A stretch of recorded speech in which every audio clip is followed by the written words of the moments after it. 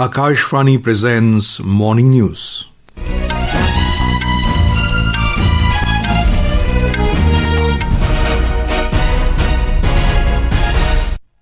Good morning, I am Abhishek Mukhopadhyay. The headlines. Prime Minister Narendra Modi lauds India's first green hydrogen plant in port sector at Kandla. Philippines President Ferdinand R. Marcos Jr.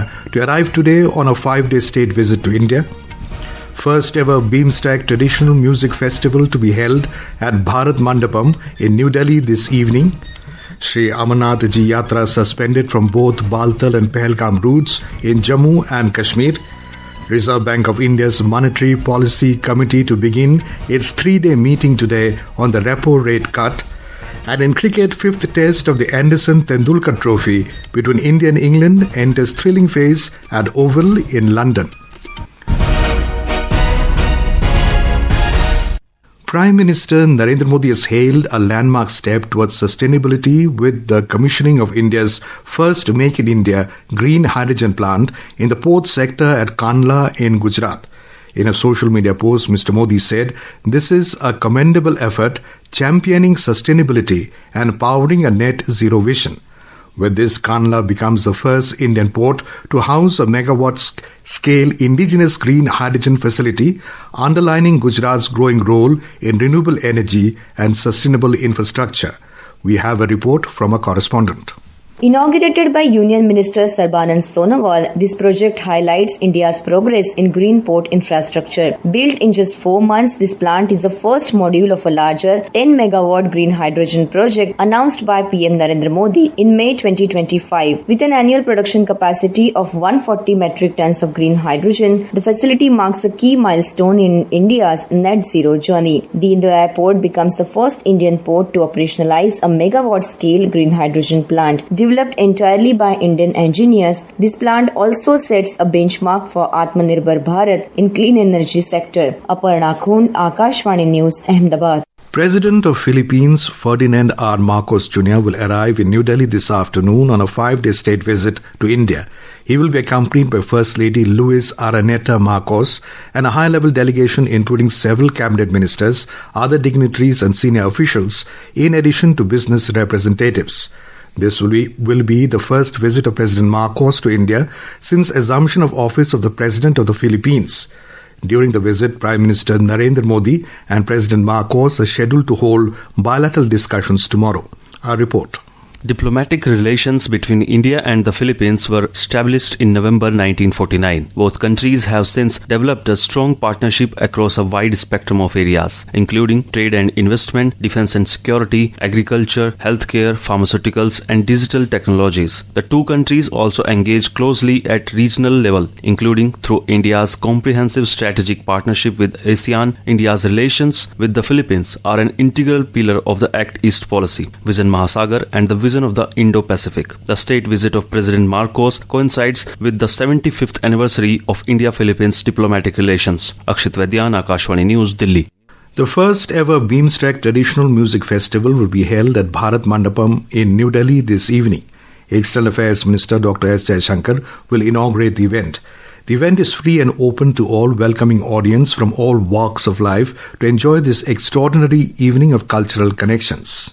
Artists from India, Bangladesh, Bhutan, Myanmar, Nepal, Sri Lanka and Thailand will perform at the musical evening. Organized by the Indian Council for Cultural Relations, the festival called Saptasur, 7 Nations, 1 Melody, will witness celebration of distinct musical traditions of the 7 BIMSTEC countries. This inaugural edition marks a significant cultural milestone in BIMSTEC cooperation. The genesis of this cultural initiative can be traced to the Prime Minister Narendra Modi's affirmation at the BIMSTEC summit in Thailand in April this year of India's commitment to strengthening regional cultural ties through music by hosting the first BIMSTEC Tradition Music Festival in India. Deepmala Kaushik, Akashvani News, Delhi. The Election Commission has asked RJD leader and former Bihar Deputy Chief Minister Tejaswi Prasad Yadav to furnish details about the voter ID displayed by him at a press conference amid allegation of possessing 2 electors' photo identity cards, epics. The BJP has alleged that Rashtriya Janata Dal RJD leader Tejasvi Yadav has committed a crime by keeping two voter IDs, noting that his epic number he cited at a press conference was different from the one he officially carries. Briefing media in New Delhi, BJP spokesperson Sambit Patra asked whether Mr. Yadav has presented wrong facts to the Election Commission. सर्वोच्च नेता के हैं दो epic card, तो कार्यकर्ता का हाल क्या होगा? क्या इसीलिए ये एसआईआर से डरते हैं? तो सोचिए, आरजेडी के, कांग्रेस के जो तमाम लोग आदी हो गए थे गुंडागर्दी के आधार पर वोट पाने के और चुनाव जीतने के, क्या इन्होंने ये दो फर्जी वोटर कार्ड बना करके जो रखा हुआ था, कहीं उनके पूरे खेल पे पानी तो नहीं फिर गया है? Shri Amarnath Ji Yatra has been suspended from both the Baltal and Pahalgam routes in Jammu and Kashmir. In a statement, Divisional Commissioner of Kashmir Vijay Kumar Bidhuri said that due to the recent heavy rains, critical repair and maintenance works are required on both the Baltal and Pahalgam routes. He said it has been observed that due to continued deployment of men and machinery on the tracks, the administration would not be able to resume Yatra. More than 4.14 lakh yatris paid obeisance at the holy cave of Shri Amarnath Ji this year since the commencement of the Yatra on the 3rd of last month. On the 4th and the last Monday of Shravani Mela, the doors of the Baba Baidyanath temple located in Devghar district of Jharkhand were opened at 4:10 a.m. in the morning. Kavariyas and devotees started queuing up since then to offer jal to Baba Baidyanath on the last Monday of Holy Shravan month. We have more from a correspondent. Tight security arrangements have been made at Baba Baidyanath Dham temple in Devghar ahead of the huge crowd of devotees and Kavariyas coming for the last Monday of holy month of Shravan. All the main entrances, Mata Parvati temple and other temples including Baba temple have been decorated attractively with flowers. More than 3 lakh devotees are expected to arrive on the last Monday to offer jal to Baba. The special tradition of Belpatra Puja will also be performed on Monday night. A large number of people have also flocked the Basukinath temple in Dumka on this day. Shilpi, Akashvani News, Ranchi. This is Akashvani giving you the news. For quick news updates around the clock, follow us on our X handle at AIR News Alerts, and for details of stories and more, log on to our website www.newsonair.gov.in and download News on AIR app. Reserve Bank of India's Monetary Policy Committee MPC will begin its 3-day meeting today on the repo rate cut. Chaired by RBI Governor Sanjay Malhotra, the committee's decision will be announced on Wednesday. According to a report by the State Bank of India, RBI may announce a 25 basis points repo rate cut in its monetary policy review to boost credit growth ahead of Diwali.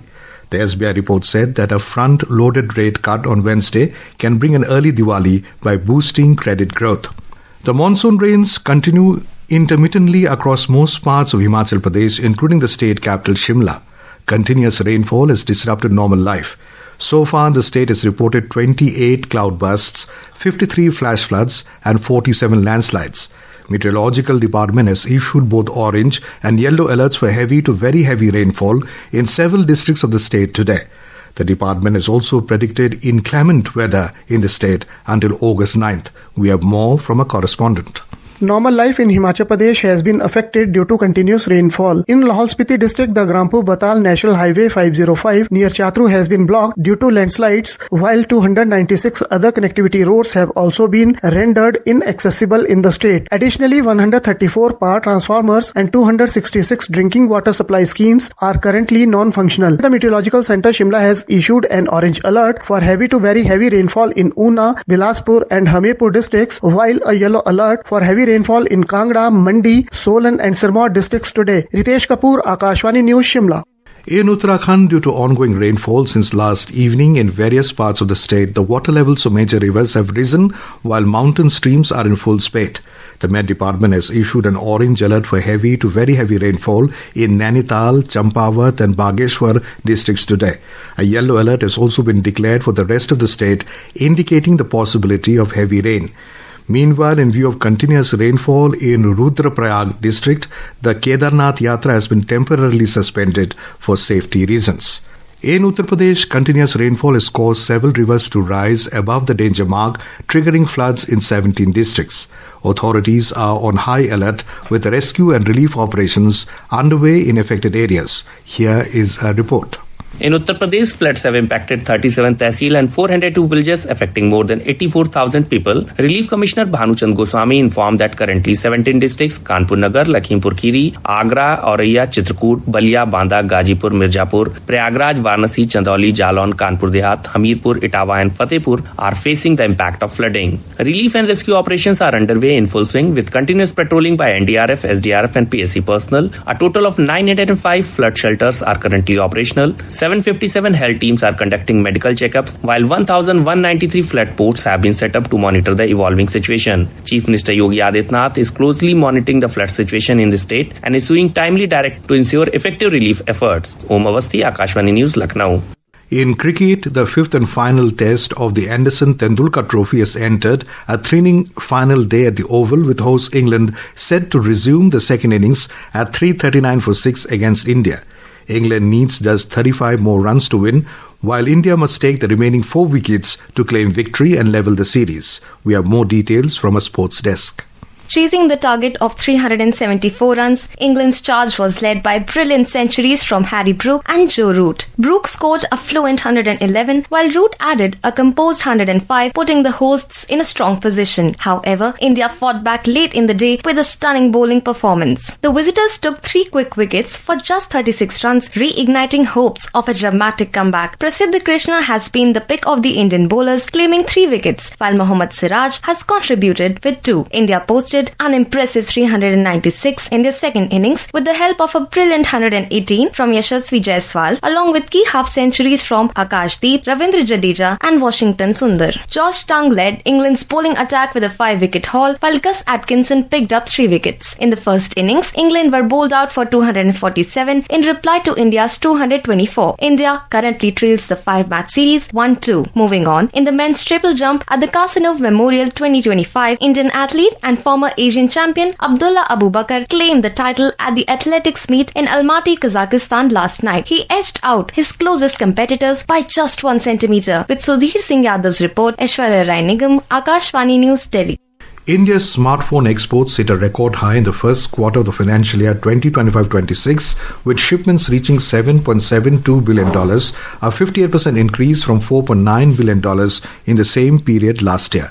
According to reports, Apple Inc. led the surge, exporting $6 billion worth iPhones through its contract manufacturers. And now, for a look at today's newspapers, it's over to Anita Anand. Thank you, Abhishek. Government to push key bills amid opposition protest on SIR in Parliament leads the Asian age. Government mulls using GST UPI data for GDP calculation, reports the Hindu Business Line. Cabinet reshuffle on cards. Prime Minister Amit Shah meets President, states the Pioneer. Amid curbs on H-1B and student visas, more Indians are lining up for US investment visas, informs the Indian Express. Government plans to introduce key sports bill in Lok Sabha, reports the Statesman. Soon, mega shipbuilding component unit in Thoothukudi, says Business Standard.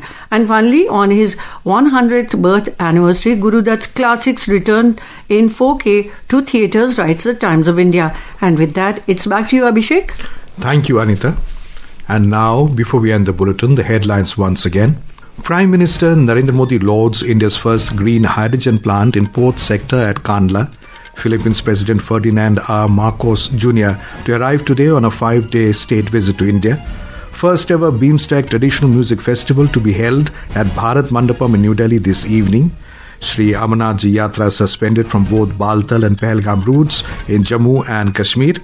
Reserve Bank of India's Monetary Policy Committee to begin its 3-day meeting today on the repo rate cut. And in cricket, the 5th Test of Anderson-Tendulkar Trophy between India and England enters thrilling phase at Oval in London. And with that, we end the morning news. Have a nice day.